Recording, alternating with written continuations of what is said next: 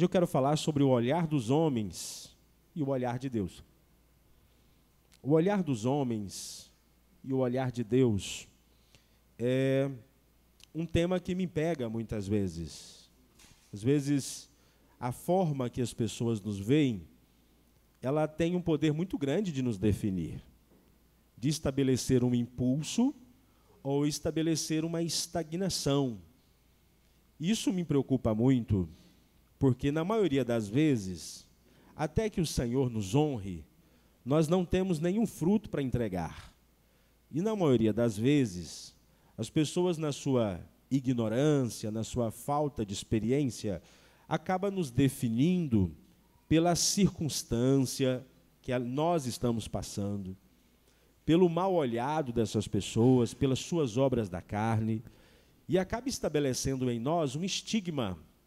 E nós somos, muitas vezes, determinados a ser algo que as pessoas que nos julgam, que nós deveríamos ser, a partir de um olhar muito preconceituoso ou discriminador.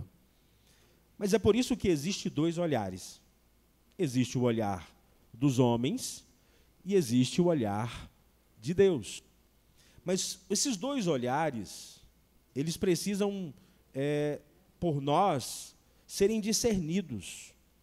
Porque o lugar onde nós estamos tem a ver com a forma, com a fé que nós colocamos em um desses olhares. O lugar onde nós estamos tem a ver com a fé que nós colocamos em algum desses olhares. Se nós olhamos, permitimos que o olhar que predomine sobre a nossa expectativa seja um olhar de medo, de insegurança, de preconceito, de não merece, de não pode, de não é capaz, a gente vai se limitar à condição que o olhar estabeleceu para nós. Mas se nós olharmos, crermos no olhar de Deus a nosso respeito, um olhar de esperança, um olhar de fé, um olhar de amor, um olhar de pode, um olhar de foi capacitado, um olhar de foi escolhido, foi ungido, nós nos moveremos em direção a um destino. Então, os dois olhares estabelecem um destino para nós. O olhar que as pessoas têm sobre nós estabelece um destino se nós crermos nele. Mas o olhar que Deus tem sobre nós estabelece o destino se nós crermos nesse olhar. Então, a nossa vida será vivida a fim de cumprir uma permissão que alguém nos deu. Se for Deus, uma vida gloriosa.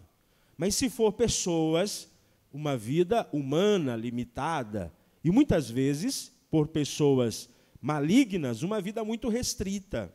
Deus abençoe. Por isso que hoje eu quero falar com você sobre o olhar dos homens e o olhar de Deus. É sobre esse tema que essa mensagem temática proporá discorrer acerca da palavra do Senhor. O Senhor me deu essa palavra e aqui eu quero trazer para vocês porque algo especial do Senhor tem para as nossas vidas hoje. 1 Samuel, capítulo 16. Primeira carta, primeiro livro de Samuel, capítulo 16. Todos conhecem a história de Samuel, grande importância que ele tinha no reino, no início do reino de Israel, quando de teocracia se tornou uma monarquia, e ele foi o último juiz, e também foi sacerdote e foi profeta, mas escolheu não ser rei. 1 Samuel, capítulo 16, versículo 7.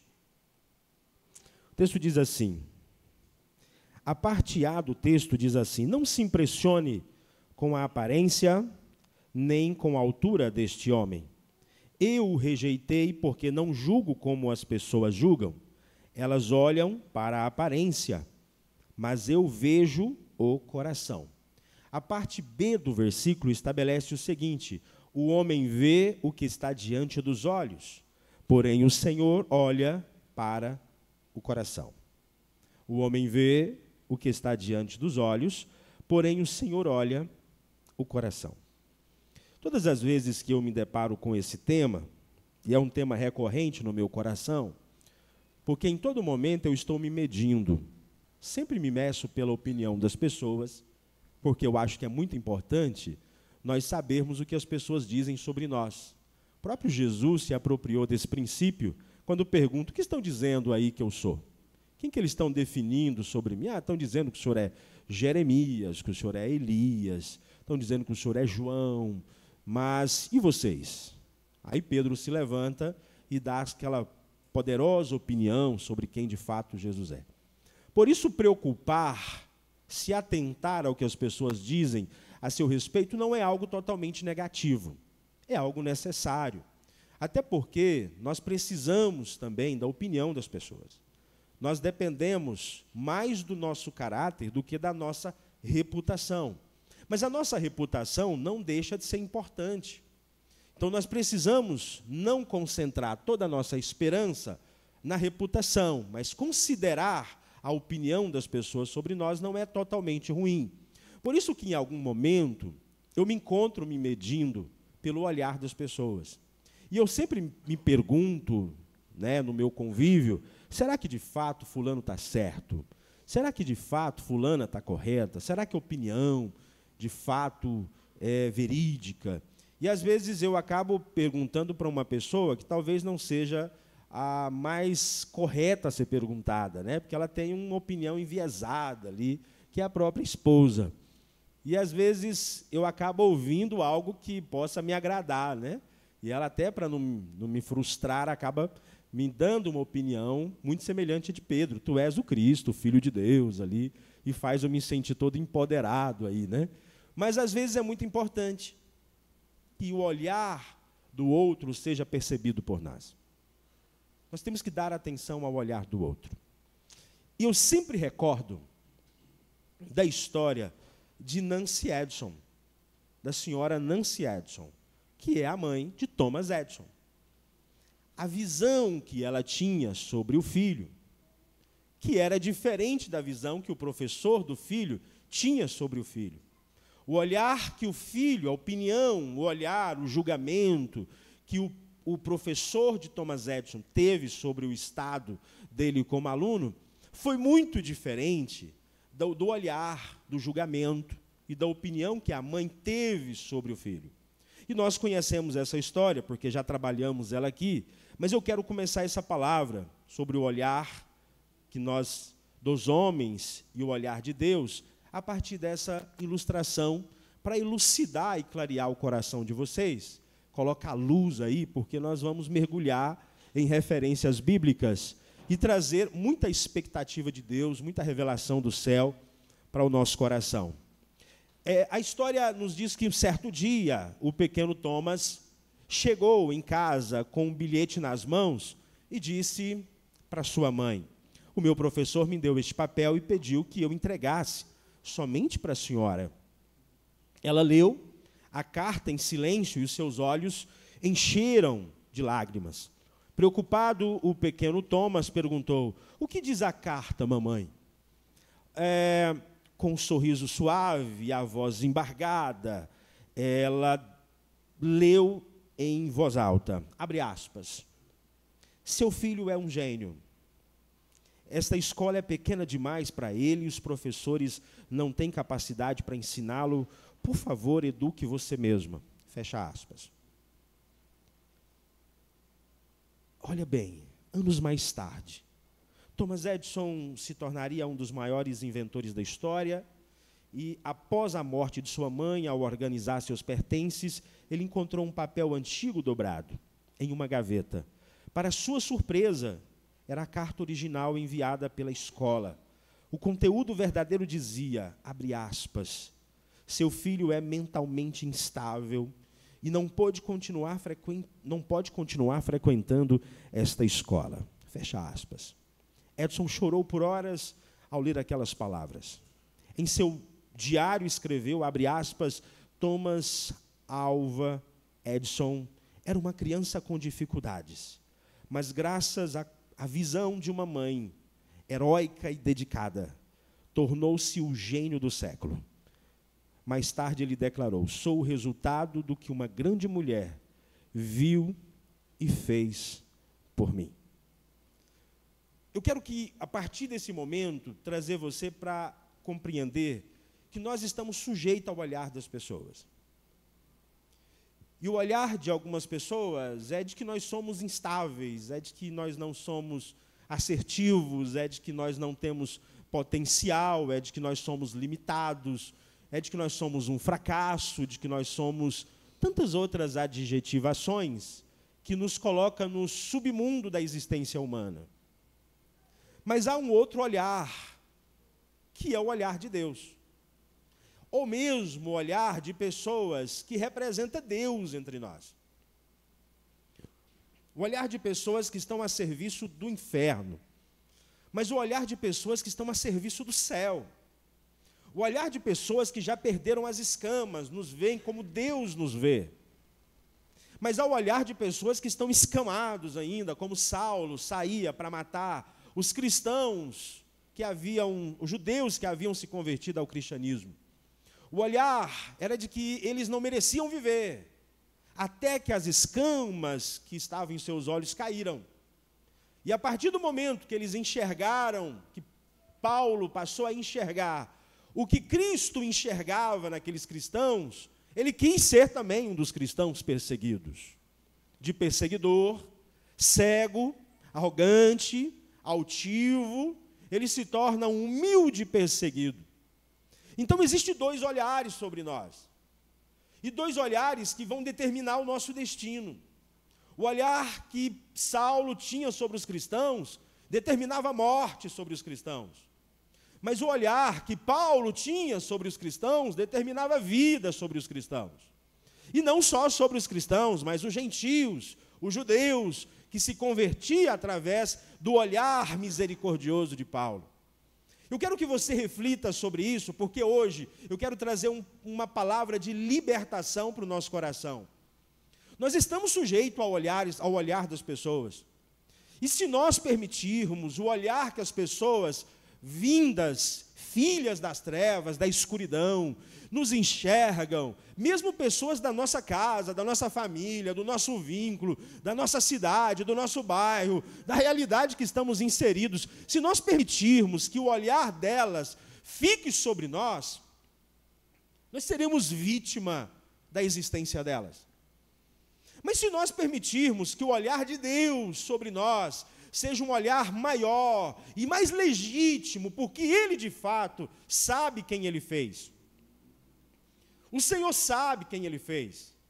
O Senhor olha para nós e o Senhor nos vê como Ele de fato nos fez. Ele tem um propósito em nós, um propósito conosco. Por isso que o olhar de Deus para um cristão precisa ser mais relevante do que o olhar dos seus próprios conhecidos. Como Deus me olha, precisa encher o meu coração de alegria, de fé, de esperança e de amor. Não como as pessoas me olham, porque quando as pessoas me olham e elas liberam palavras sobre opiniões sobre quem eu sou, o meu coração se enche de desesperança. O meu coração pode encher-se de indiferença. O meu coração pode ser cheio de incredulidade. E quando nós entendemos que os dois olhares estão sobre nós, as duas opiniões estão sobre nós, nós temos que tomar cuidado integralmente todos os dias. Porque em algum momento, nós seremos testados para que nós sejamos aprovados. Se o olhar que nós valorizamos sobre nós é o dos homens ou o de Deus. E eu quero que você volte um pouco no primeiro livro poético do Antigo Testamento, o livro de Jó, onde se encontra um viajante, andarilho, que é chamado vinha com os filhos de Deus, o príncipe das trevas, vinha ter com Deus junto com os anjos, e quando ele encontra Deus, que tinha um olhar sobre Jó, diferenciado. E eu quero que você perceba o grande dilema aqui da história dos primeiros capítulos de Jó. O olhar de Deus sobre Jó foi questionado pelo inimigo de Deus e o inimigo de Jó. Deus é que chega para Jó e fala assim: está vendo o meu servo Jó? Íntegro, justo, temente, honesto. Olha o olhar que Deus tinha sobre Jó. Íntegro, justo, fiel, temente. Mas qual era o olhar que o diabo tinha sobre Jó? É claro, ele é um oportunista, ele é muito conveniente. Tudo que um homem precisa, ele tem. Tira os bens dele, que o senhor vai perceber que ele vai te negar. O olhar que o inimigo tem sobre Jó se diferia do olhar que Deus tinha sobre Jó. E é exatamente esse olhar que eu quero trazer para vocês hoje, que nós seremos testados em algum momento, em qual dos olhares que estão sobre nós estamos apegados. Porque Jó, por 42 capítulos, ao contar a sua trajetória, de quem o Senhor via, de como o Senhor o via, de como o diabo o via, de como seus amigos o via, em todo o momento, a fé que Jó possuía não estava condicionada ao que o diabo pensava sobre ele. E também nunca esteve condicionada ao que os amigos pensavam sobre ele. A fé de Jó sempre esteve condicionada ao que Deus pensava sobre ele. A opinião de Deus, o olhar de Deus para a vida de Jó, foi determinante para ele ser fiel em todo instante da sua aprovação e ser retribuído duplamente no final. A perspectiva que o inimigo, que os amigos, escute isso, escute essas expressões, a perspectiva que o inimigo e que os amigos tinham de Jó não importava para ele, porque elas não representavam a perspectiva que Deus tinha sobre ele. O que sustentou Jó durante 14 anos de provação não foi a perspectiva da esposa, a perspectiva do diabo, ou a visão que os amigos dele tinham sobre ele, foi a fé que ele tinha na visão que Deus tinha sobre ele. Como Deus olha para mim, precisa ser mais importante e fortalecedor do que como as pessoas olham para mim, como as pessoas me veem, como elas me enxergam. O olhar que eu tenho, o olhar que eu possuo sobre mim mesmo, está condicionado ao olhar que alguém tem sobre mim. Escute isso. O olhar que eu possuo sobre mim mesmo está condicionado ao olhar que alguém tem sobre mim. Escute isso. Você não se vê de forma original. Você se vê enviesado pelo olhar de alguém. E é o olhar que você tem sobre você, ele foi construído. Alguém te viu antes, para você passar a se ver. Alguém te viu. Pode ter sido o diabo, pode ter sido um cônjuge, pode ter sido amigos. Alguém olhou para você de um jeito que você aceitou que era daquele jeito. Mas Jó me chama muita atenção nesse texto, porque Jó se via como Deus o via. Ele não permitiu que os meses que os 3 amigos tiveram dialogando com ele, mesmo que de longe, sobre o que ele poderia ter feito, sobre a sua responsabilidade naquele processo, nada disso interferiu em como Deus o via.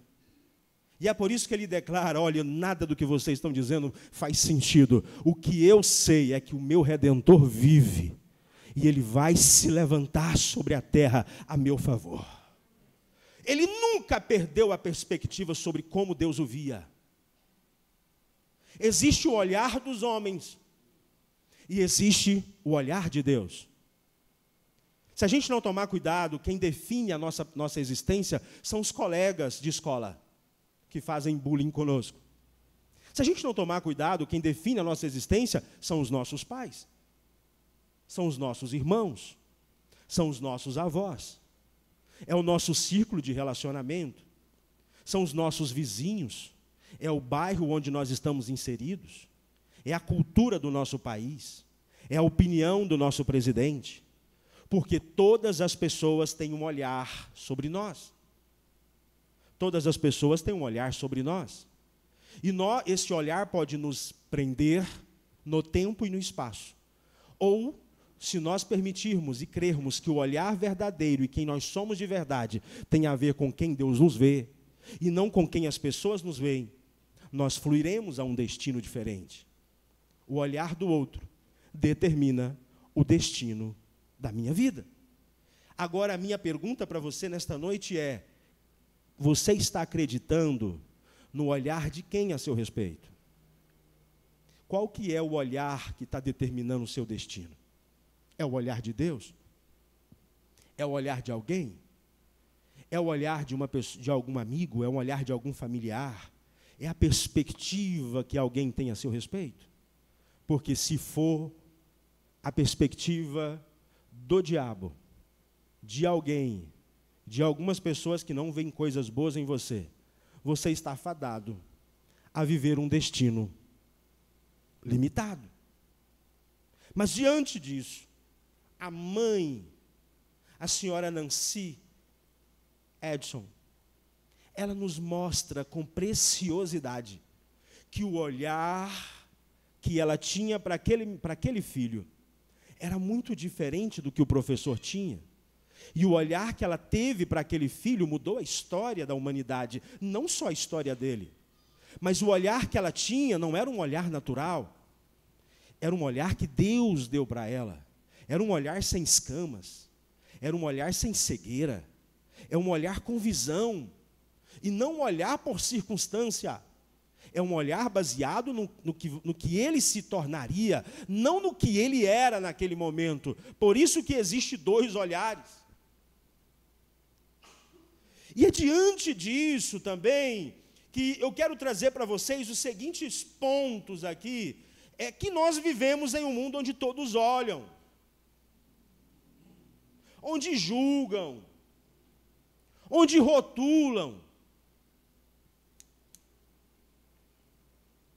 A forma como somos vistos pode nos impulsionar ou nos ferir. E se nos ferir, vai nos paralisar. Mas a Bíblia nos mostra que ao longo da história, Deus nunca enxergou as pessoas da mesma forma que o diabo, que os homens enxergam.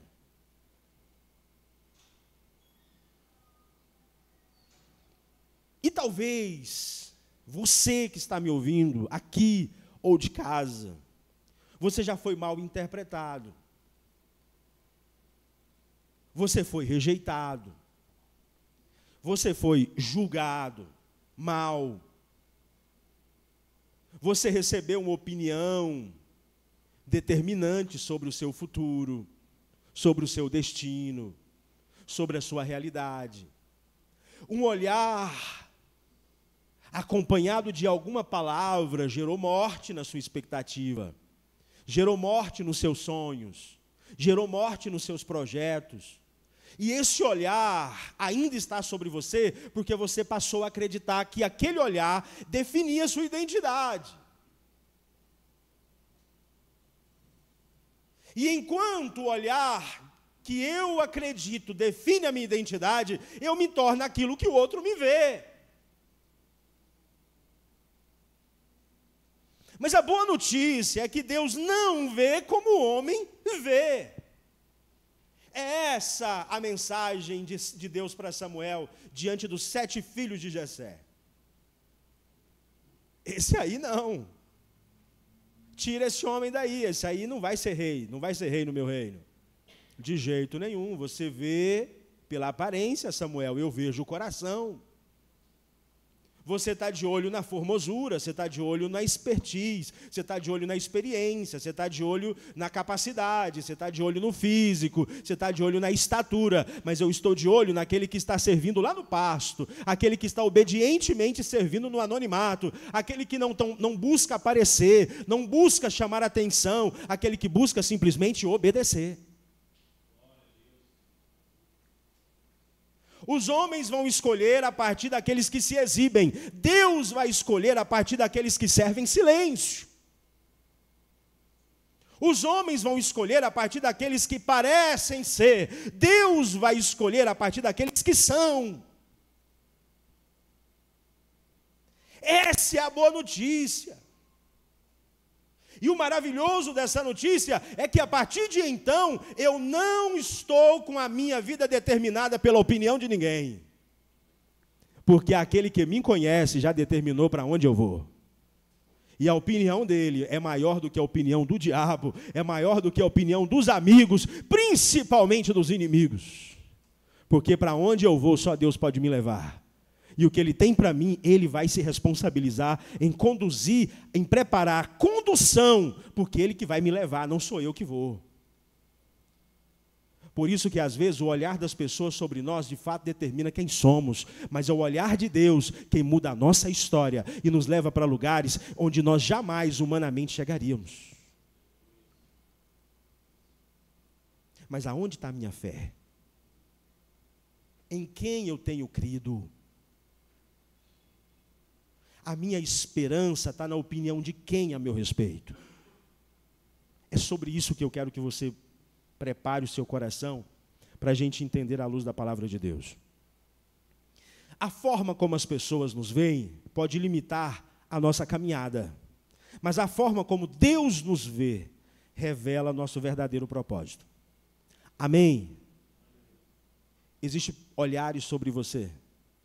E o que vai determinar aonde você vai chegar é qual olhar você vai escolher acreditar sobre você. Se é no olhar de Deus, ou se é no olhar de pessoas que Deus usa para te ver, sem escamas, ou se é no olhar do inimigo e daqueles que o inimigo usa. Prepare então. Primeiro tópico dessa palavra. Alguns olharam com inveja, ciúmes ou julgamento, mas Deus via propósito. É nesse texto que 1 Samuel 18, 8, 9, nós encontramos que Saul viu Davi como ameaça.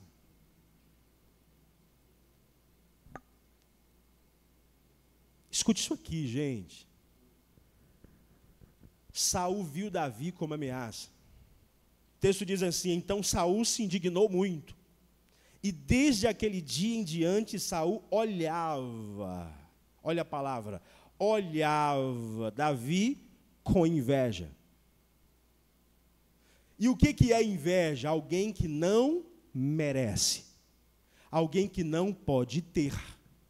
Inveja é um sentimento que alguém nutre contra uma pessoa que você não quer que ela tenha o que ela tem, que você não aceite que ela seja quem ela é, que você não concorda que ela seja reconhecida, usada, aplaudida, vencedora, vitoriosa, virtuosa, como de fato ela é. Inveja é um sentimento, uma obra da carne, que move através de um sentimento de insatisfação tão poderosa que gera dor na carne do invejoso, ao ponto dele não concordar nem com a terra, nem com o céu, de que aquela pessoa é um escolhido, é uma escolhida, é um vencedor ou é uma vencedora.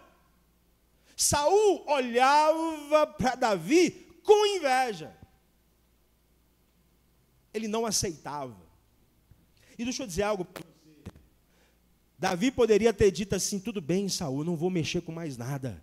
Eu vou me recuar, vou voltar para o pasto. Eu não quero constranger o Senhor. Eu não quero interferir na sua opinião sobre mim. Não precisa olhar para mim, eu vou voltar para o pasto, vou cuidar das ovelhas do meu pai. Porque às vezes a vítima da inveja, ela tem medo de sofrer muito. E é por isso que eu ouço muitos crentes supersticiosos dizerem o seguinte: olha bem, olha, toma cuidado com o que você conquistou, porque pode atrair inveja. inveja, e inveja pode atrair problema. Deixa eu dizer uma coisa para você, o problema do invejoso só afeta o invejoso, ele não afeta o invejado, a não ser que o invejado comece a olhar pelos olhos do invejoso. O invejoso enxerga o invejado como não merece, não pode, não tem direito, não é capaz. Se o invejado aceitar que a opinião do invejoso sobre ele é de que ele não merece, ele não pode, ele não é capaz, ele não vai, ele não tem direito, ele se aniquila. Davi não permitiu que o olhar de Saul repousasse sobre ele. Não foi o olhar de Saul que determinou a vida de Davi. Por isso que Saul o invejava. Saul viu Davi com ameaça, como ameaça. Mas Davi estava apegado a uma outra visão que tinham sobre ele, a visão de Deus. A visão que Deus tinha sobre Davi era que ele era o rei segundo o seu coração.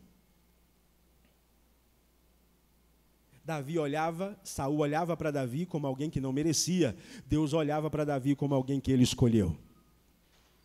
A expectativa que Davi colocou sobre a sua existência estava relacionada à visão que Deus tinha sobre ele, por mais que o homem mais poderoso de Israel, o rei Saul, o infértil, o infrutífero, mesmo tendo um trono, uma cadeira, mesmo tendo o carisma político que ele ainda possuía, não enxergava como alguém que merecia. Se Deus enxergava, era o que importava para Davi. O que importa para um cristão não é como o mundo vê ele, é como Deus vê ele. O que importa para mim e para você não tem a ver com a opinião de ninguém à nossa volta. Tem a ver com a opinião daquele que vive e reina para todo sempre. Que nos lavou, nos comprou e pagou pela nossa vida com o precioso sangue dele derramado na cruz. E nos deu o direito de sermos filhos e filhas de Deus. Essa é a opinião que importa. Saul viu Davi como ameaça. Se eu voltar mais um pouco na história, eu vou encontrar, lá em Números, capítulo 12, versículo 1 ao versículo 2. E Números 12, 6 e 8. Uma história que me chama muita atenção. Arão e Miriam viam Moisés de uma forma que Deus não via. Dois irmãos enxergavam um irmão totalmente diferente do jeito que Deus enxergava. Falaram Miriam e Arão contra Moisés, por causa da mulher etíope que tomara. Porventura falou o Senhor somente por Moisés? O Senhor também fala por nós, Arão. Moisés não é digno da posição que ele está ocupando. Moisés não merece ser o libertador, nós merecemos. Nós nunca matamos ninguém. Nós nunca foragimos, nós nunca ficamos escondidos no deserto. Nós somos diferentes do nosso irmão. Por acaso Deus só fala através de Moisés? Deus fala só através dele? Deus também pode falar através de nós, Arão. A irmã, com ciúme, com inveja do irmão. Os dois irmãos culiaram para ver Moisés como alguém inapto, incapaz, sem direção, sem visão, sem horizonte, sem ótica, sem perspectiva. Mas Deus os repreendeu e exaltou Moisés como seu servo fiel. Ciúmes da autoridade espiritual de Moisés, mas Deus confirma, com ele falo boca a boca. Com vocês não, Miriam e Arão. Deus via Miriam e Arão diferente do jeito que Deus via Moisés. Mas Miriam e Arão queriam determinar pela sua opinião como Moisés deveria ser visto. E o que importava para Moisés não era como Arão e Miriam os via, era como Deus os via. E Deus o via como servo fiel, escolhido dele, santificado por ele no próprio deserto que ele pastoreou por décadas. Moisés se via como um homem que Deus escolheu e enviou para libertar o povo dele. Deixa eu dizer algo para você. Se você permitir que o olhar das pessoas sobre você determine as suas escolhas, você nunca vai viver o olhar de Deus sobre você. Porque as pessoas não perdoam. O próprio Davi declara: é melhor cair na mão de Deus do que na mão dos homens. Então, a opinião que importa a seu respeito nunca deve ser a dos homens, deve ser a de Deus. E é essa opinião que precisa determinar o seu destino, determinar a sua forma de se ver, determinar a sua autoconfiança, determinar o seu coração, determinar a sua perspectiva sobre você. É esse olhar e não outro, de ninguém, porque olhares ruins paralisam a gente. Olhares ruins paralisam a gente. Opiniões malignas paralisam a gente. Opiniões demoníacas esterilizam a gente. Elas secam a gente. Eu me recordo da minha avó, tinha uma roseira no quintal. Ela tinha umas rosinhas, bonita, linda, e no período que ela floria, ficava toda florida. E um certo dia, a vizinha dela, que era macumbeira, feiticeira, ela entrou no quintal e, com a cara toda amarrada, cara de bruxa, entrou na casa, daquelas bruxas feias, tem bruxa bonita, né? Das bruxas feias, e entrou na casa, chegou perto da roseira, olhou para aquela roseira da minha avó, porque o quintal dela era um quintal cheio de entulho, de lixo, não tinha beleza, não tinha planta. Na minha avó tinha morango, tinha roseira, tinha pé de couve, cebolinha verde, tinha todo tipo de coisa que você imaginar, ela plantava no quintalzinho dela. E aí essa senhora chegou, e ela olhou a roseira com um olhar tão maligno, que a minha avó entrou, despediu dela, ela foi para o quintal dela, a minha avó entrou. Quando voltou no quintal, a roseira estava toda seca, no mesmo dia. O olhar das pessoas pode te matar. E se você não tomar cuidado, porque você não consegue vencer o olhar de ninguém, a única forma de você vencer o olhar maligno das pessoas é você crer num olhar benigno de Deus sobre você. Se a sua fé estiver no olhar dele, o olhar de ninguém poderá te atingir, porque não há nenhuma condenação para aqueles que estão em Cristo Jesus.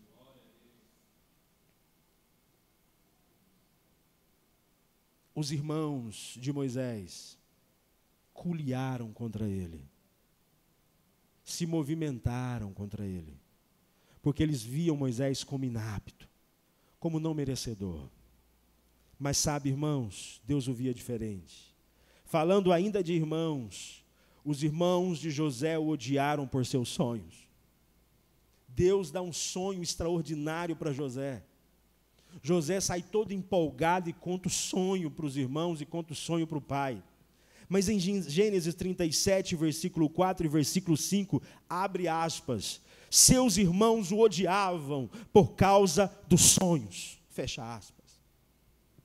O ódio, o olhar de ódio que os irmãos de José tinham sobre ele, só por causa de um sonho, foi o suficiente para eles causarem o mal, o prejuízo, o dano irreparável que eles projetaram sobre a vida de José.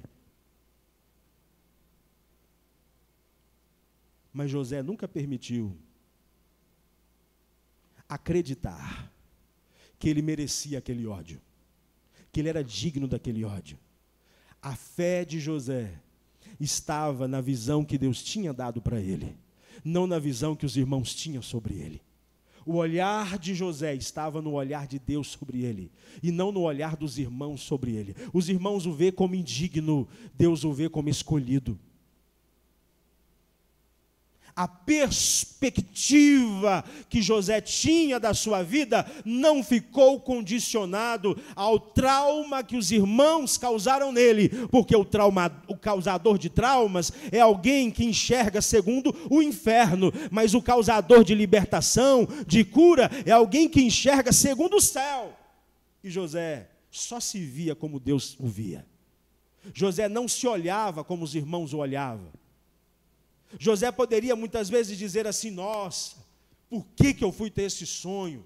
Se eu não tivesse sonhado, eu estaria lá na casa do meu pai, sem passar por nenhum dos problemas que eu estou vivendo no Egito. Não há um momento sequer que o redator da história de José descreve murmuração na história. Por que ele não murmura? Porque os que murmuram estão se vendo segundo a opinião dos outros, mas os gratos estão se vendo segundo o propósito de Deus. E quando Deus te vê de alguma forma, Ele está delineando o seu destino, mais do que delineando a sua identidade, porque quando Deus nos dá origem, nos dá identidade, Ele também nos entrega um destino.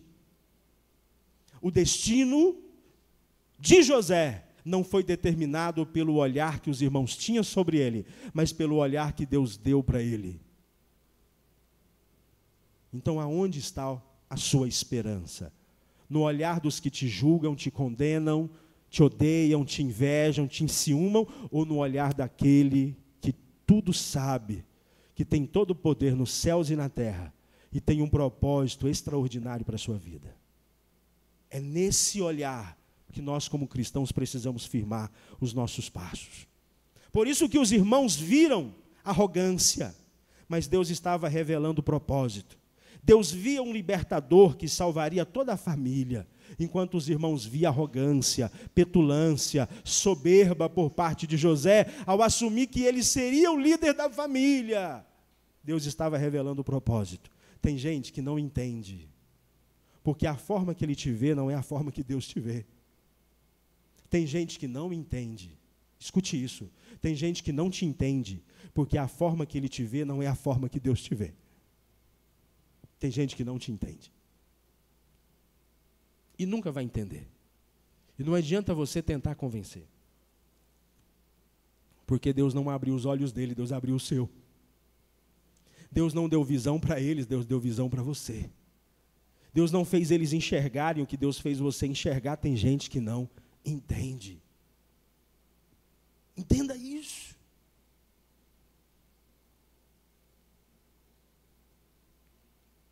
Olha que coisa impressionante. Nem Jesus ficou isento. Nem Jesus ficou isento do olhar preconceituoso, invejoso, discriminatório de pessoas que queriam determinar a autoestima dele, determinar o alcance dele, determinar a geografia dele, determinar o destino dele, determinar o futuro dele, porque essas pessoas não viam o que ele via. E é por isso que lá em João, capítulo 1, 46, 47, surge Natanael dizendo: pode vir alguma coisa boa de Nazaré?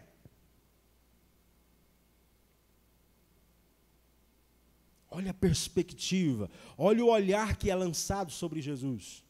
Mas Deus revelava ali o Salvador, visão preconceituosa, mas Jesus respondeu com identidade profética. No versículo 47, eis aqui um verdadeiro israelita. Quem ele era foi determinado por Deus, não pelos homens. Os homens vão te ver pela perspectiva deles, Deus vai te ver pela perspectiva eterna. E a perspectiva eterna é Deus te vendo no passado, te vendo no presente e te vendo no futuro. A perspectiva materialista, a perspectiva humana, é o homem te vendo agora. E muitas vezes a partir da sua circunstância ou a partir das suas obras da carne, dos seus pecados. É o que ele não quer para você, porque ele não tem para ele. Por isso que os irmãos de Jesus também, olha só, até Jesus. Os irmãos de Jesus, segundo João, capítulo 7, versículo 5, abre aspas, pois nem mesmo seus irmãos criam nele, fecha aspas. Os familiares desprezavam, mas ele era o Messias. O que moveu Jesus por todo o seu ministério, se ele era desacreditado por conhecidos e familiares? A fé que ele tinha na visão que Deus tinha sobre ele. E a visão que Deus tinha sobre ele, o olhar que Deus tinha sobre ele, revelava o propósito dele. O homem vê a aparência, Deus vê o coração. Escute isso, irmãos. As circunstâncias influenciaram a forma que Gideão via a si mesmo. Talvez a gente vai se encontrar nessa mesma situação de Gideão. E às vezes a gente se encontra na mesma situação de Gideão a partir da família que a gente foi criado.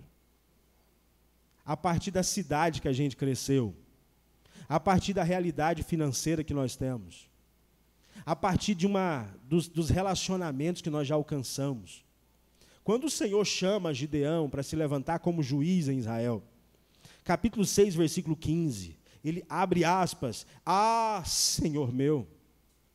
Gideão responde de imediato, porque o olhar que ele tinha sobre ele não foi o olhar que Deus tinha determinado para ele, foi o olhar que as pessoas, na sua realidade, dentro do seu país, viam ele. E é por isso que o texto vai dizer assim, respondeu Gideão, abre aspas, como posso libertar Israel? Meu clã é o mais fraco de Manassés, e eu sou o menor da casa de meu pai.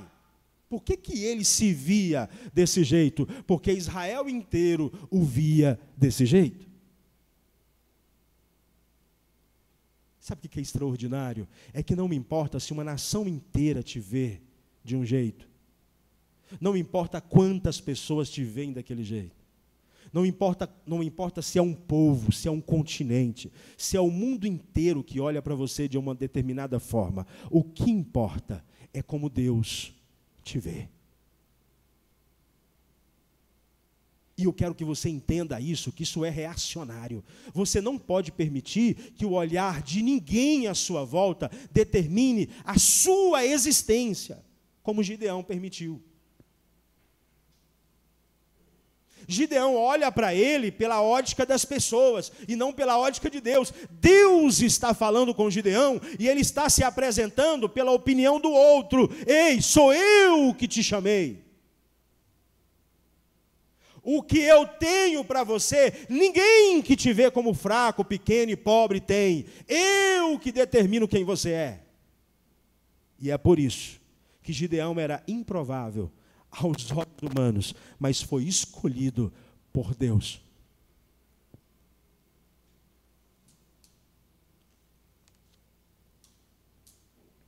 Irmãos,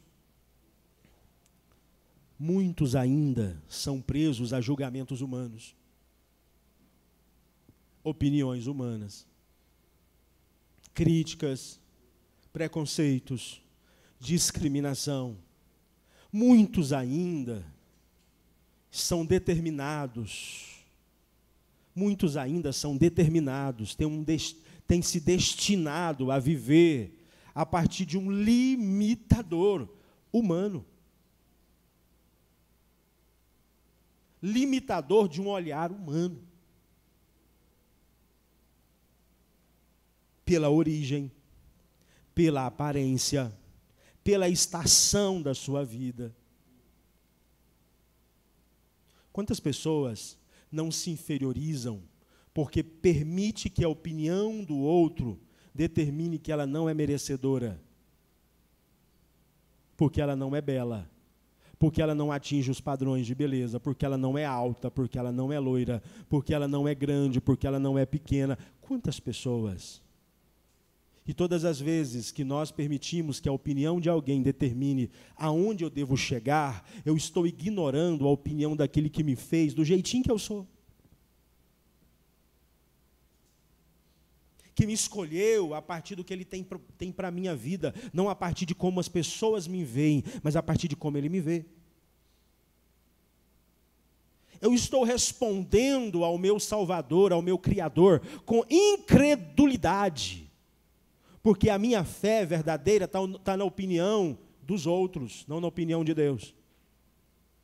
Eu estou mais preocupado com como as pessoas me veem do que como Deus me vê. E Deus não me vê como as pessoas me veem. Deus não vê a minha aparência, Ele vê o meu coração. E a opinião do outro não vai determinar onde o Senhor quer me levar. E vou dizer algo para você, tem muita gente submetida à opinião de muita gente. E por isso está estéril e não está vivendo o propósito de Deus, porque a forma que Deus nos vê não importa com a opinião de ninguém. Gideão prova isso. Vocês estão comigo ainda? Vocês estão me entendendo ainda? Segura aí, gente. Nós só estamos na metade da mensagem. Nós vamos fazer uma subida agora. Entenderam esse ponto? Vocês compreenderam que você pode estar exatamente no lugar onde a opinião de alguém determinou que você ficasse? Mas o Senhor está te chamando, como chamou Gideão, independente de quem você é filho, de como você foi criado, da sua condição financeira, da sua condição de vida, da sua realidade. Ele está te chamando para ser usado e para viver um propósito que está muito além do que você acha sobre você e do que as pessoas pensam a seu respeito. Então prepare agora. Mas Deus vê o invisível e revela o imprevisto. Segundo tópico. No segundo ponto, alguns olharam com fé, honra e sensibilidade e viram como Deus via. Deixa eu dizer um negócio para vocês. Deus vai levantar pessoas para te ver exatamente como Deus te vê. Deus vai levantar pessoas para te ver exatamente como Deus te vê. E se você não tomar cuidado, você vai acreditar nas pessoas que te vê do jeito que Deus não te vê. E vai deixar de acreditar na visão, no olhar que Deus tem para você, através de pessoas. Vou repetir para você entender. Deus vai levantar pessoas que vai te ver exatamente como Ele te vê. Pessoas que as escamas caíram. Pessoas que veem o coração, não veem a aparência. Pessoas que veem o destino, não veem a circunstância. Pessoas que veem o propósito, não vê o passado. Deus vai levantar pessoas que enxergam você do jeito que Ele te vê. Porque sabe, se Deus vier aqui e falar para você, olha filho, eu não te vejo do jeito que as pessoas te veem, talvez você não vai acreditar, porque você acreditou na opinião de gente. Então Deus vai usar gente que te vê do jeito que Ele vê, para você olhar para você como Ele olha, para que você se levante como Ele quer, e você cumpra o propósito e o destino que Ele tem para a sua história. Deus vai levantar pessoas para enxergar em você o que ninguém mais enxergou. Deus vai levantar pessoas para acreditar em você como ninguém mais acreditou. E tome cuidado se você estiver esperando que essas pessoas, seja pai, seja mãe, seja irmão, seja amigo. Pode ser que não, porque quem Deus vai levantar, você talvez nem conheça. Mas quando essa pessoa falar algo sobre você, você vai entender que não veio dela, veio de Deus. Porque quando Pedro responde para Jesus que ele era o Cristo, o Filho de Deus, Jesus diz, isso não vem de você, isso vem de Deus. Porque a opinião que Deus tem a nosso respeito, ela vai se materializar através de palavras de uma pessoa humana, como Pedro, pecador, independente de humano que for. Deus vai usar pessoas para falar com você sobre o seu destino, sobre o seu propósito. Porque Deus vê o coração. E quando você encontrar uma pessoa que vê o seu propósito, é Deus falando com você. Porque quando você encontrar uma pessoa, Deus vendo a sua aparência, é o diabo falando com você. Quando você encontrar alguém olhando para você pelo seu passado, pelas suas fraquezas, pelas suas limitações, pelas suas incompetências, pelas suas inabilidades, é o diabo tentando manter você preso naquele lugar. Mas quando você escutar alguém falando com você sobre destino, sobre propósito, sobre potencial, sobre capacidade, sobre visão, é pessoas que Deus já tirou as escamas, está vendo o seu coração e o destino que Ele tem para a sua história. Então deixa eu dizer algo para você, só vai depender de você agora. Qual olhar você quer permanecer que esteja sobre a sua vida? Porque Jó escolheu o olhar de Deus e não o olhar de Satanás, não o olhar da esposa e nem o olhar dos amigos. Ele continuou olhando para ele como Deus olhava, íntegro, justo, temente a Deus. Qual olhar você vai permitir que fique sobre você? Você vai acreditar sobre qual olhar? E Ele vai usar pessoas. E aí, eu quero trazer para você uma história de Ruth e Noemi. Noemi perdeu o marido. Depois perdeu os 2 filhos. E de repente Noemi agora está numa condição de amarga. Virou Mara. Está sofrendo de luto. Ela pega as 2 noras e fala, vai para casa. Cada uma de vocês ainda dá tempo de casar. Eu não tenho condições de pedir para vocês esperar eu gerar outro filho para vocês, segundo a tradição de Israel. Vocês podem casar. A primeira foi embora. Mas Ruth falou, não, você tem que ir. Não vou. Eu sei quem você é. Eu sei quem Deus te escolheu para ser. Você vai ser vó de Davi, o rei de Israel. Você está na linhagem de Jesus. Deus já fez as escamas caírem. Eu estou te vendo como ninguém mais viu.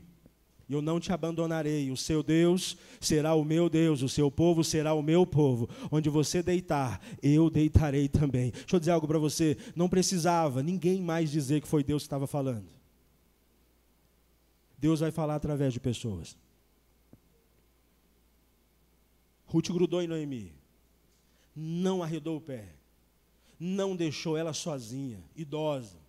Ruth chegou em Jerusalém, Ruth foi para a fazenda de Boaz catar as espigas restantes da colheita para alimentar a sogra. Não deixou a sogra trabalhar. Não deixou a sogra se expor, ela foi cuidar da sogra, sem a mínima expectativa do que estava por vir, porque o que ela viu foi o propósito que Deus tinha na vida de Noemi. O que ela não sabia é que enquanto ela via o propósito de Noemi, Deus tinha um propósito para ela. E quem gera o filho, que vai ser o ascendente de Davi, é o ventre de Ruth.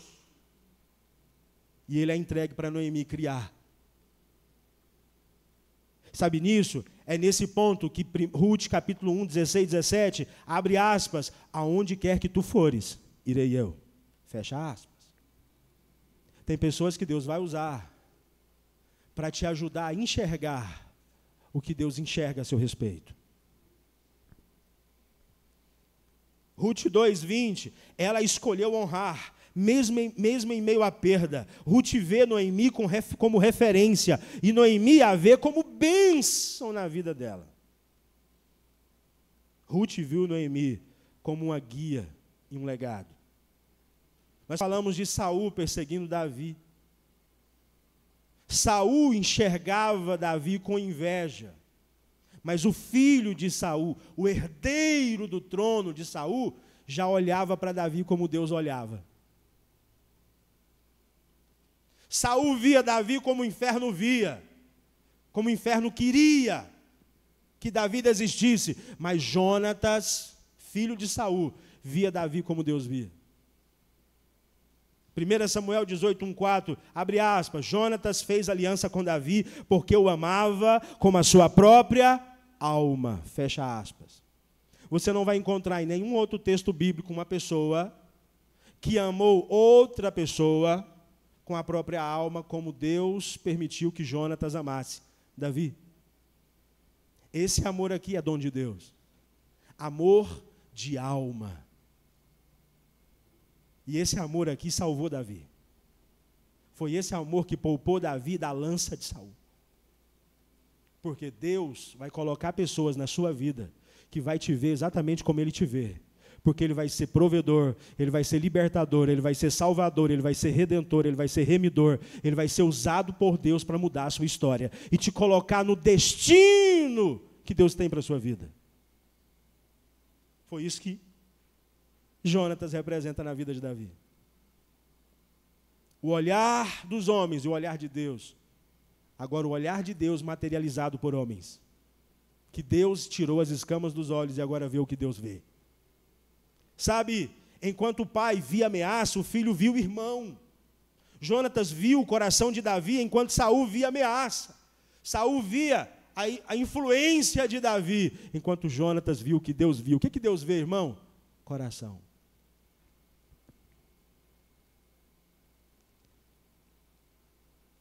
Agora eu quero que você volte mais um pouco, ou adiante mais um pouco, na história, e você entra no livro de Esther.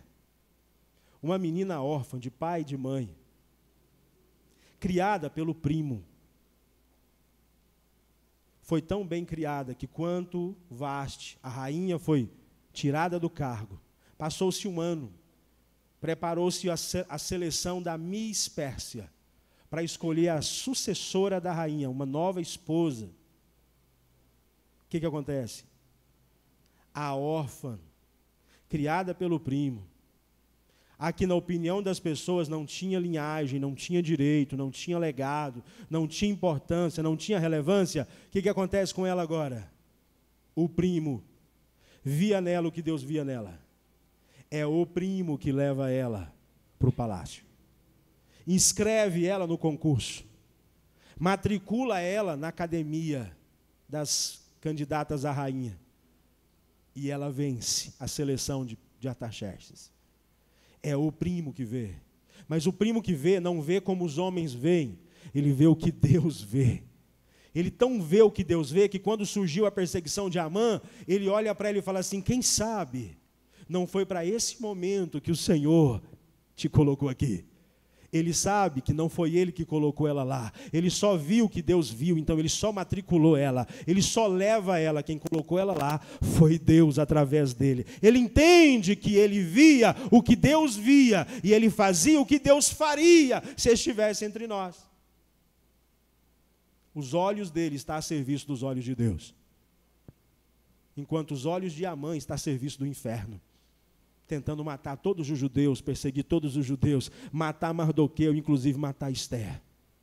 Você sabe qual que é o problema, gente? Que Amã representa todos aqueles que nos veem segundo o inferno. No fim das contas, quem será enforcado são eles, não a gente. No fim das contas, o destino de morte será deles, não nós.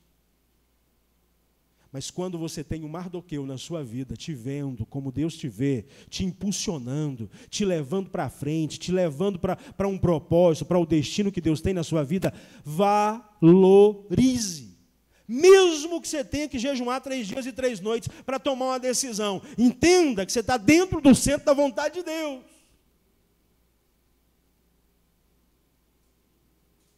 Enquanto as pessoas viam uma menina órfã, criada pelo primo, Mardoqueu viu uma rainha. Viu um propósito. Mas Jesus também teve pessoas que viu nele o que Deus via nele. João Batista reconhece Jesus como Cordeiro. Lá em João 1, 29 e 30. Eis o Cordeiro de Deus que tira o pecado do mundo. João está dizendo, lá vem o Cordeiro de Deus que tira o pecado do mundo. Ninguém conhecia, ninguém sabia quem era. Jesus está se apresentando agora, Jesus está se revelando, Jesus está começando a assumir o seu propósito. João estava vendo o que Deus via. Tem pessoas, irmãos, que são precursores da nossa história. Escute isso aqui, ó. Tem pessoas que são precursoras da sua história. João foi precursor da história de Jesus. João foi um animador. João foi aquele que apresentou. João foi aquele que viu o que Deus via. Você não precisa de todo mundo te vendo como você gostaria. Você só precisa de um precursor. Deus escolheu só um homem para apresentar Jesus ao mundo. Só escolheu João. Só ele viu. Nenhum dos discípulos viram o que João viu. Nenhum dos discípulos viram o que João viu, nem Maria via o que João viu, porque João viu quem? João viu o Cordeiro de Deus que tira o pecado do mundo. Ninguém tinha visto isso antes. Você não precisa que a maioria te veja, te reconheça, te valide. Você só precisa que aquele que Deus tirou as escamas enxergue em você o seu destino, o seu propósito. Enxergue em você o chamado que Deus tem para a sua história. Apesar de ser de Nazaré, apesar de ter nascido numa manjedoura, apesar de não ter acessos e nem poderes, apesar de não ter importância pública e nem política, e nem religiosa, você foi chamado. Deus tem um precursor para cada um de nós. Pessoas que pavimentam o nosso caminho. E Deus vai te usar como precursor da vida de alguém, se os seus olhos já tiverem perdido as escamas que te cegaram.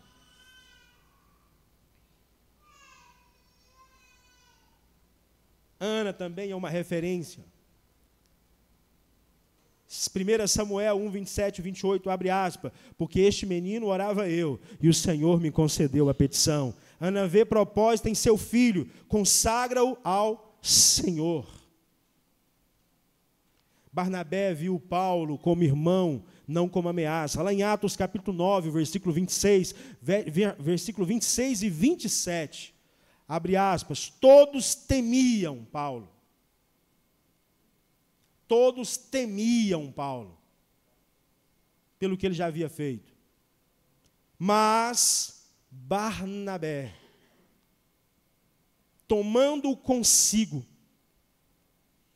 o animou e o enviou. Deixa eu dizer um negócio para vocês, não importa o que todos pensam sobre você.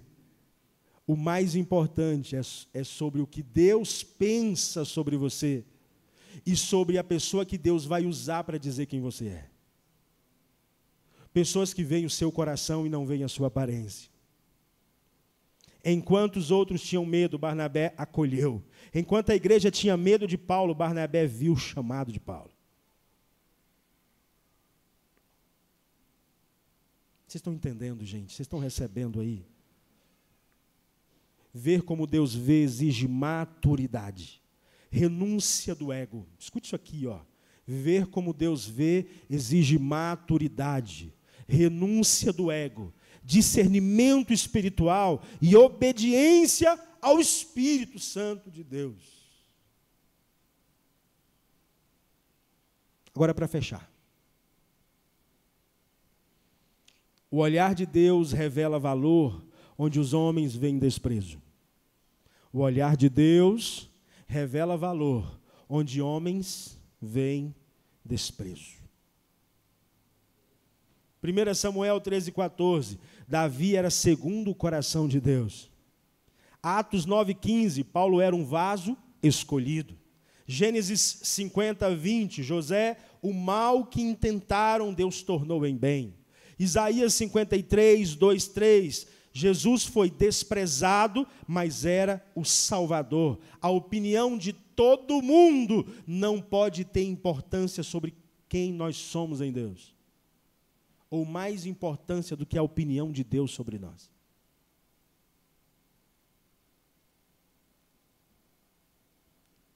O olhar dos homens pode ser corrompido. Por quê, irmãos? Por ciúmes, preconceito, medo ou tradição religiosa. O olhar de Deus discerne o invisível. Quando? Deus vê o potencial escondido, a intenção do coração e o propósito eterno. Você precisa escolher com qual olhar vai enxergar as pessoas. Vai ver como Saul, como Arão ou como Jonatas e Ruth. Amor, vamos terminar aqui. Como você vai olhar para as pessoas?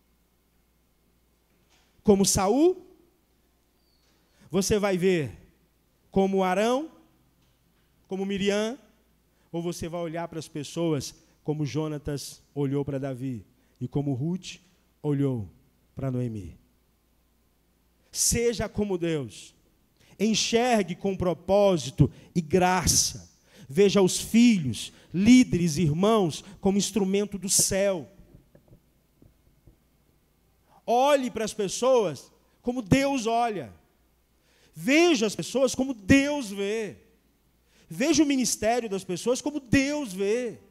Incentive, Não restrinja. Potencialize, não limite. Invista, não cerceie. Quem olha como Deus olha, é maduro na fé. Não vê com as emoções ou com a carne, tem o Espírito de Deus, vê pelo fruto do Espírito. Olhe à sua volta e veja o que Deus vê nessas pessoas que estão perto de você. Quando os homens nos rejeitam, Deus nos resgata. Quando os homens nos rejeitam, Deus nos resgata.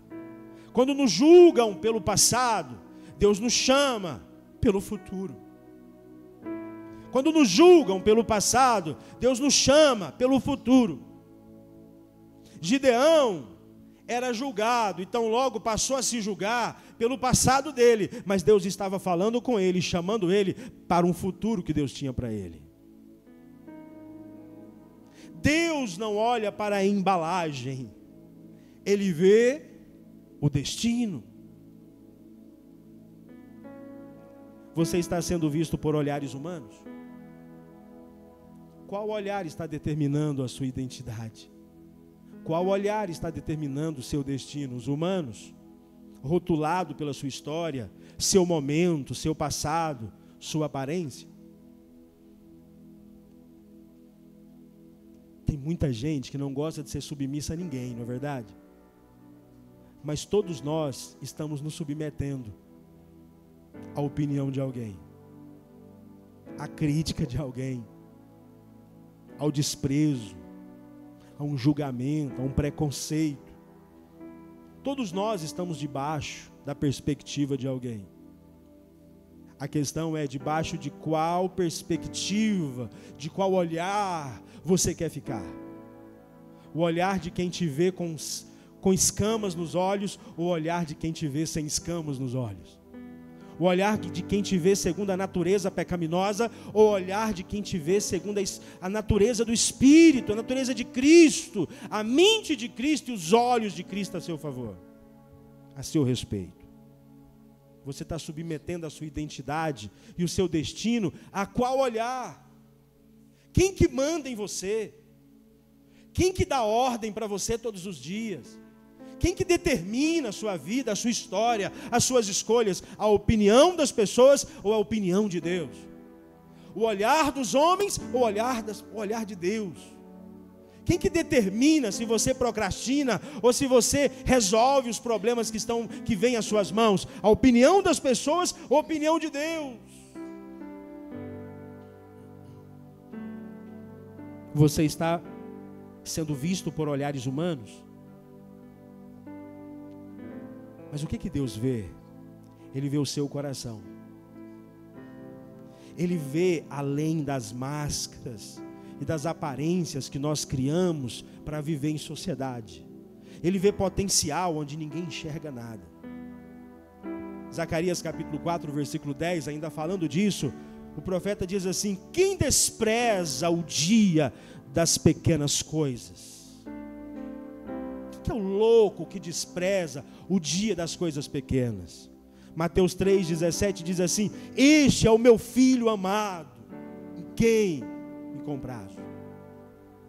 Enquanto muita gente não via isso, Deus via isso. Eu quero que você fique de pé em nome de Jesus. Ore hoje para ver como Deus vê. Ore hoje para ver como Deus vê. Eu quero que você, nesta noite, eu quero que você escute o que Saulo escutou no caminho de Damasco. Eu quero que você escute a voz que Saulo escutou no caminho de Damasco. Eu quero que você fique cego para a opinião das pessoas, para esse mundo, mas os seus olhos se abram, porque escamas cairão dos seus olhos. Eu quero que você comece a se ver como Deus te vê, e a ver as pessoas à sua volta como Deus vê, porque só os espirituais conseguem fazer isso.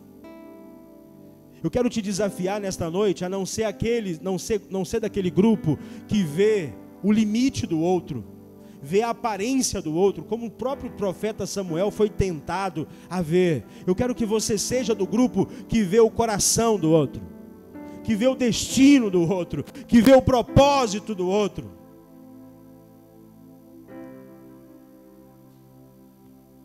Nós vamos orar nesta noite para que Deus cure os seus olhos, para que as escamas caiam dos seus olhos, para que você se veja e veja o seu próximo como Deus vê, para você cure os olhares que feriram você, a opinião das pessoas sobre você, sobre o seu passado, sobre o seu futuro, sobre o seu destino, que você cure o seu coração nesta noite dos olhares que te viram, que te sentenciaram, que te estabeleceram um destino que não é o de Deus. Eu quero que você cure os julgamentos que você mesmo lançou sobre outras pessoas, mas que você lançou sobre você mesmo, como Gideão fez. Não tem como, Senhor, eu ser o Salvador de Israel. Eu sou da melhor família, eu sou o mais pobre, sem... não dou conta. Eu quero que você cure esses olhos, esses olhares hoje. Eu quero que você cure suas feridas emocionais e suas memórias. Deixe de viver pela vista e passe a viver pela fé. Pare, em nome de Jesus, de pensar a seu respeito pelo que você olha no espelho. Pare de pensar a seu respeito pelo que as pessoas dizem de você. Comece agora, em nome de Jesus, a pensar a seu respeito sobre o que Deus diz a seu respeito, sobre o que homens e mulheres de Deus, que serão precursores da sua história, dirão a seu respeito. Não sobre o que as pessoas do inferno dizem a seu respeito. E talvez você se considere uma pessoa sentenciada, porque nesta noite, até hoje, a sua fé estava na opinião daqueles que te sentenciaram. Mas nesta noite, eu quero convidar você a converter o seu coração. Você vai olhar para você como Deus olha para você. E você não vai olhar para você como os homens olharam para você. Porque Deus, Ele não escolheu ninguém relevante, ninguém importante. Deus escolheu foi Davi, o filho que o próprio pai esqueceu. Deus escolheu Gideão, o líder que a própria nação julgava incapaz. Deus escolheu Pedro, um pescador fracassado. Deus escolheu Noemi, uma mulher sem filhos e sem marido, para ser precursora da geração de Jesus. Deus escolheu pessoas que se elas parassem para olhar para elas, elas jamais teriam feito o que Deus as chamou para fazer. Deus escolheu Moisés, um homicida, foragido. Deus não escolheu os melhores. E é por isso que Paulo, em 1 Coríntios, capítulo 1, versículo 27 e 29, ele faz a maior declaração de que Deus não olha como os homens olham. Os homens olham pela aparência e Deus olha o coração. E quando Paulo reforça a palavra de Deus para Samuel, abre aspas, ele diz assim: pelo contrário, Deus escolheu as coisas loucas do mundo para envergonhar os sábios, e escolheu as coisas fracas do mundo para envergonhar as fortes, e Deus escolheu as coisas humildes do mundo e as desprezadas, e aquelas que não são, para reduzir a nada as que são, a fim de que ninguém se vanglorie diante dele. Esse texto me enche de esperança.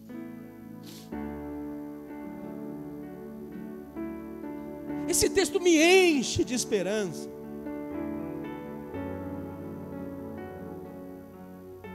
Porque não tem a ver com o que as pessoas estão vendo. Tem a ver com o que Deus está vendo. Não tem a ver com uma banca de examinadores escolhendo se somos ou não instrumentos de Deus. Tem a ver com o olhar de Deus enxergando o nosso coração.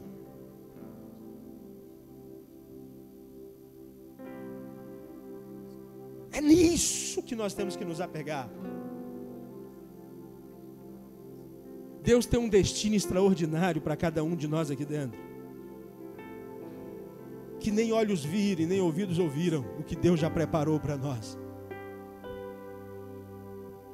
Mesmo que todo mundo não concorde, Deus já decidiu. Mas esse destino depende de eu também crer que a decisão dele, a visão dele, o olhar dele a meu favor é o que eu quero viver. Porque se eu não quiser viver o que ele quer que eu viva, eu não viverei. Saul desobedece à palavra de Deus através de Samuel, porque ele se preocupa com a opinião dos soldados dele. Quando nós nos preocupamos com a opinião daqueles que nos julgariam, nós não vamos submeter a opinião daquele que tem o nosso destino nas suas mãos. Não importa, não importa se todo mundo não concorda. Importa que Deus já tirou a escama dos nossos olhos e nós já estamos vendo que ninguém mais viu. Ninguém mais viu. Não importa se Abraão sai de Ur dos Caldeus junto com Sara e 20 anos depois eles têm um filho só e Deus está falando: vou te dar uma nação, vou te dar uma grande nação. Eu te abençoarei e você será uma bênção para todos os povos da terra. E a mulher dele veio estéril. Não importa o que as pessoas veem, o que importa é o que Deus vê, porque quem vai fazer a obra através de Abraão é Ele. Quem vai fazer a obra através de nós é Ele. Jesus declara: sem mim nada podeis fazer.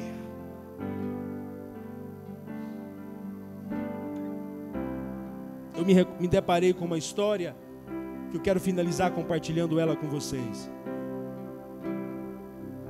A história conta a vida de uma moça da vila e o olhar que Deus tinha sobre ela. Numa vila muito simples e tradicional de um interior, havia uma jovem chamada Elisa. Ela era vista como uma vergonha para muitos da comunidade. Sua mãe era empregada doméstica, seu pai tinha abandonado a família e Elisa era conhecida por ser diferente. Ela era muito sonhadora, sonhava alto, falava de ajudar os pobres e transformar a vida de todas as pessoas que ela pudesse acessar. Enquanto os vizinhos diziam: quem ela pensa que é? Essa aí nunca vai ser ninguém. Tem jeito de orgulhosa, vive sonhando demais, acha que vai resolver os problemas que as pessoas mais capacitadas não deram conta. Elisa cresceu, ouvindo palavras duras, olhares de desconfiança e até zombarias. Mas havia algo que ninguém via. No silêncio do seu quarto ela orava todos os dias, lia a Bíblia e escrevia projetos sociais. Porque ela via o que Deus via. Ela acreditava no que Deus acreditava para ela, não na opinião dura das pessoas. O que os outros chamavam de rebeldia, Deus via como visão. O que os outros chamavam de orgulho, Deus via como fé.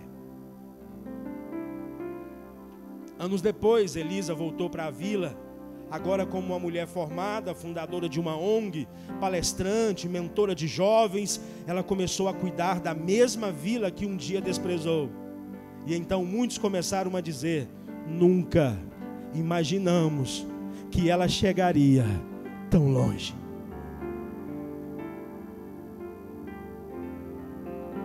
Mas a verdade era que Deus já havia propósito quando todos viam problema.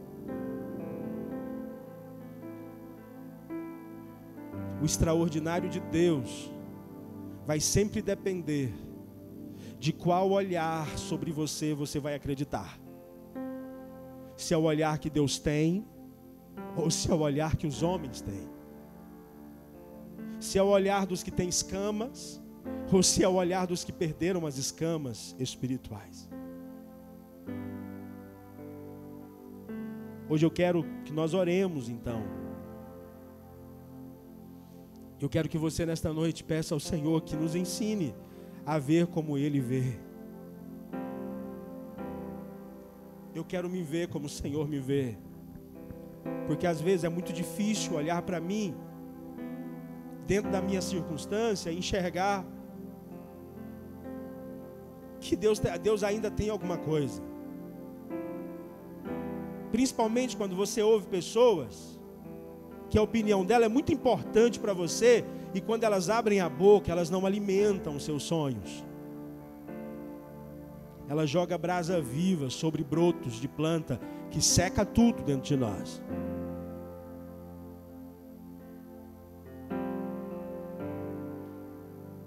Mas eu também quero pedir ao Senhor para me ajudar a ver a minha família, a minha igreja, os discípulos de Jesus que estão sob o meu cuidado, a minha história com os olhos dele. Porque às vezes a gente pode olhar para alguém e falar assim, ó, não vai dar em nada. Eu não acredito naquela pessoa. Esse olhar não é dos que já perderam umas escamas, esse olhar é dos que ainda têm escama.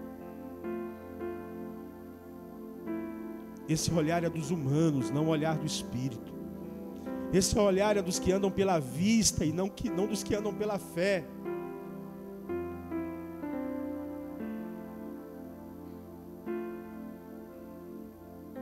Louvado seja o nome do Senhor.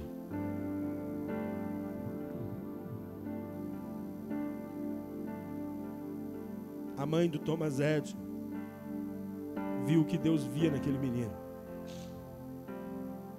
Se nós pelo menos conseguirmos ver nas pessoas o que Deus vê, a gente já andou muito.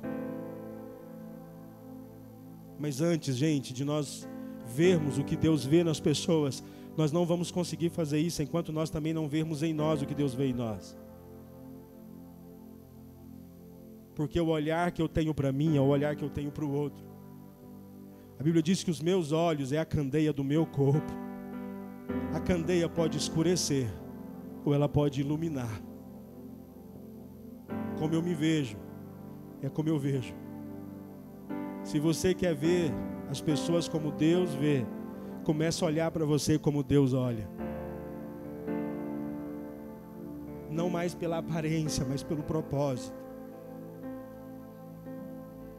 O olhar dos homens e o olhar de Deus, um desses está determinando a nossa história. Mas em nome de Jesus, nesta noite, nós aprendemos com algumas histórias bíblicas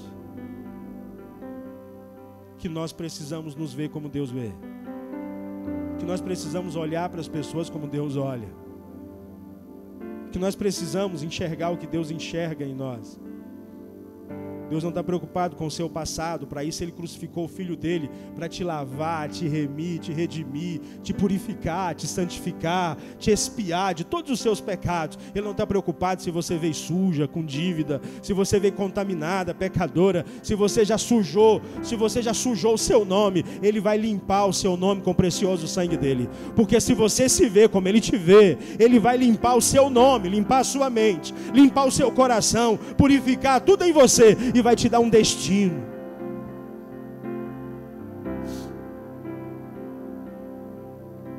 Nesta noite, em nome de Jesus, eu sei que o diabo pode se apresentar diante de Deus e colocar o nosso coração em julgamento diante do Senhor, como fez com Jó. Mas eu também sei que Deus tem um olhar sobre mim. Você precisa entender que Deus tem um olhar sobre você. E o olhar dele só vai prevalecer na sua fidelidade. O olhar dele só vai prevalecer na sua perseverança. O olhar dele só vai prevalecer na sua fé. O olhar dele só vai prevalecer no seu propósito. Então não pare de olhar como ele te olha. Ou não olhe para as suas circunstâncias, olhe para a vida, para a visão que Deus tem a seu respeito. Deixa que tudo para trás o que ficou para trás, e avança para o alvo. Olhe para Jesus, não olhe para o seu passado. Olhe para o que Jesus vê, olhe para o que Jesus olha. Olha como ele olha, e ele vai te levantar. Ele vai te usar. Em nome de Jesus. Se você puder abraçar alguém. Eu fui escolhido. Se você puder orar por alguém. Fui separado para ti. Fala para essa pessoa assim: eu te vejo como Deus te vê. Quem sou eu? Você nem consegue ver o que eu estou vendo. Eu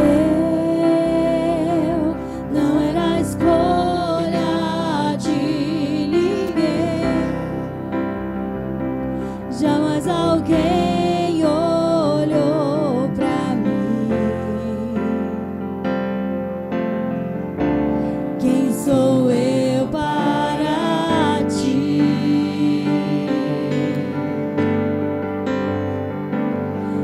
Improvável, mas escolhido, incapaz, mas vencedor em ti, Senhor. Oh, oh,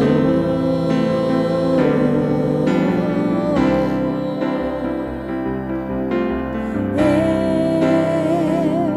fui escolhido por ti, fui separado para ti.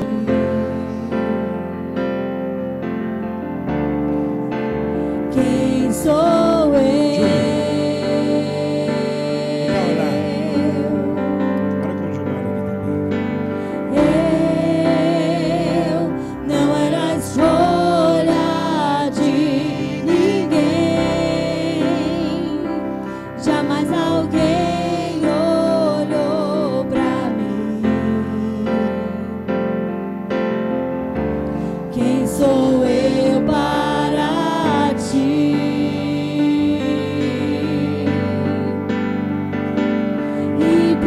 Improvável, mas escolhido, incapaz, mas vencedor em ti, Senhor. Oh, oh,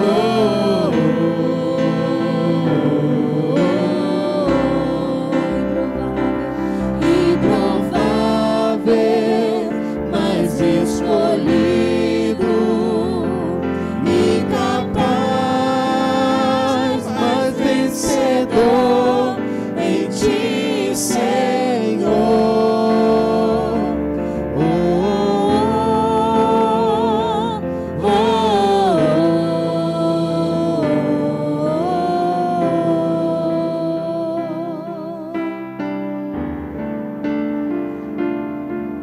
Senhor, nós estamos diante da sua presença, escutando o que o Espírito diz a esta igreja nesta noite. E nós estamos aqui, Senhor, dispostos a ficar cego para as coisas desse mundo, mas também, ó Deus, que as escamas espirituais caiam dos nossos olhos.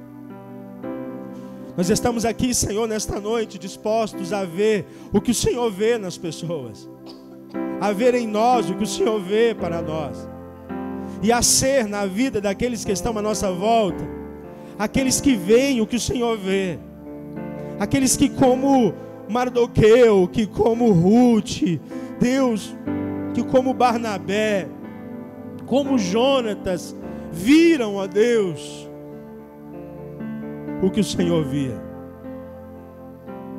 Nós queremos ser uma igreja que vê, ó Deus, espiritualmente, que vê pela fé e não pela vista.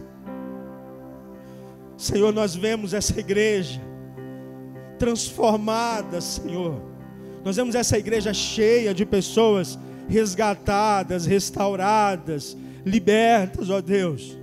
Nós vemos o nosso momento passando, e nós vemos, ó Deus, a circunstância que nos limita hoje, o olhar limitador que foi lançado sobre nós, ficando para trás, porque nós nos vemos como aqueles que o Senhor levantou, e o Senhor escolheu, e o Senhor capacitou, e o Senhor proveu, e o Senhor conduziu, ó Deus, a um destino que glorifica o nome do Senhor. Cada um de nós aqui, ó Deus, precisamos concentrar a nossa fé na sua visão, no seu olhar, e não no olhar daqueles que nos julgam, que nos condenam, que nos reprimem. Nós colocamos nesta noite o nosso coração, Senhor, na sua vontade, e submetemos, ó Deus, a nossa mente ao seu olhar, e nos comprometemos, ó Deus, a sermos fiéis ao seu olhar sobre nós, como Jó foi. Mesmo, ó Deus, que o Senhor permita que o olhar de alguns inimigos possam nos afetar diretamente, nós continuaremos olhando para nós, para o nosso destino, como o Senhor olha, porque a gente sabe, ó Deus, que o Senhor se levantará a nosso favor em algum momento.